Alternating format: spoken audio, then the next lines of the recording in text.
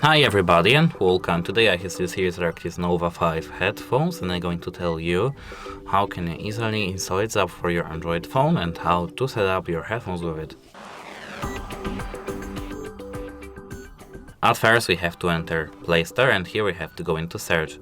In the search bar we have to search for Nova 5. The first thing we can see is our application. Here we have to tap install and let's wait a moment. Now we have to tap open. Here we have to tap allow. Here select the device. And now we have to select our device here.